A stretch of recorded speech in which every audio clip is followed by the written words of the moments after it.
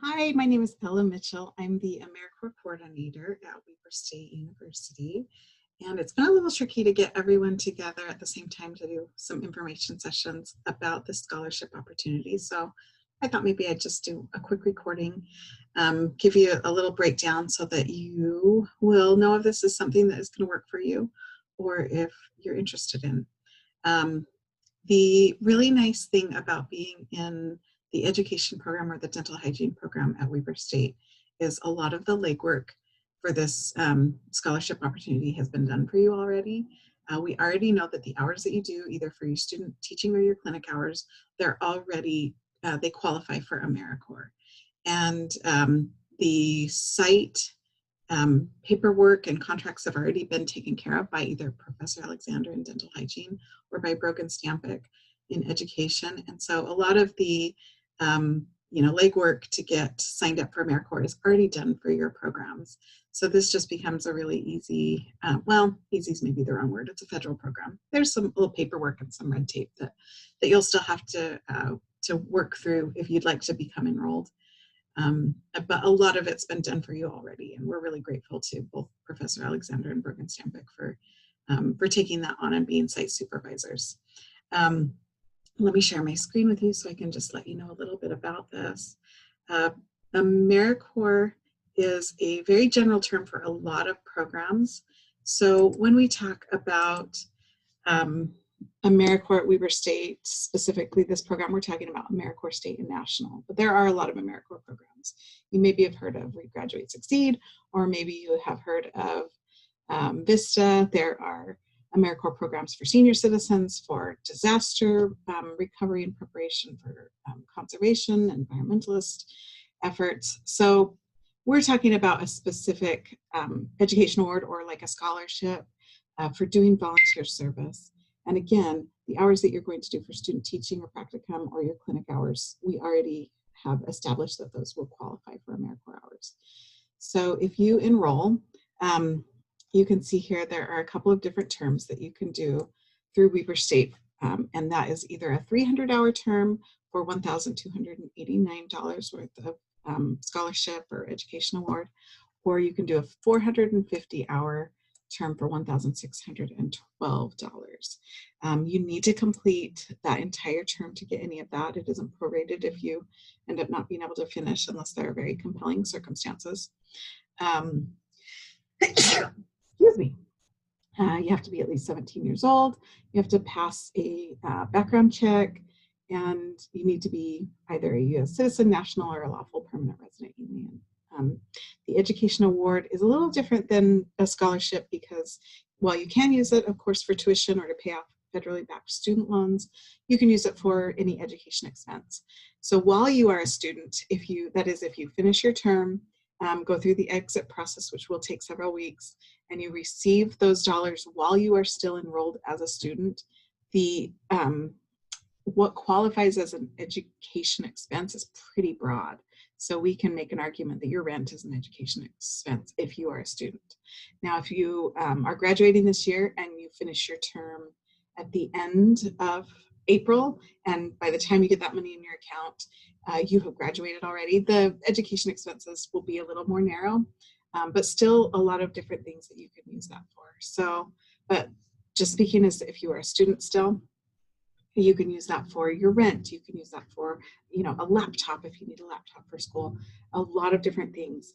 You can also use that for if there are expenses that go through Weber State, like a alternative spring breaks trip. Those are paid through Weber State, so you could use the money that way.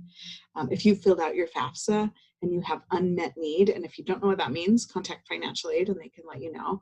But if you show any unmet need in your status, your FAFSA status, you can just get a check and they'll mail you a check. And most people do if they fill out FAFSA, show an unmet need, just because, school's expensive and we all are looking for as many opportunities for scholarships and things as we can. So, so a lot of people, as they finish up their term and have that money hit their AmeriCorps portal, is what we call it, their account, they can just request to have basically just a check sent in the mail. So you can use it for a lot of different things. There are some requirements if you do AmeriCorps. That will be enrollment and an exit process, which is some paperwork, a few little hoops to jump through. You have to have a background check, so you have to get fingerprinted. Many of you will have had a background check done already for your program, and I apologize profusely, but we have to have our own federal government, so I'm not going to try to explain that because it doesn't make sense. It just is what it is. So we will have to have a background check. I do a check of everyone on the National Sex Offender Registry. And then, you sign a contract. Again, a little paperwork. It's just a matter of remembering to check your email and kind of follow up on a little checklist that I'll send, both when you start and when you finish. And then during your term, you agree to every month fill out some forms. You are not considered an employee when you're doing AmeriCorps. You're considered a member, is what we call you. But the timesheet that you fill out is kind of similar to what you would expect if you were an employee. So you fill out your hours and you write down a little description of what you've done. And maybe if you have an inspirational story, they like to hear those. You also commit to recruiting some volunteers of your own during your term. So all AmeriCorps members are required to recruit 5 volunteers who do an hour of service each. That can be all in one big day.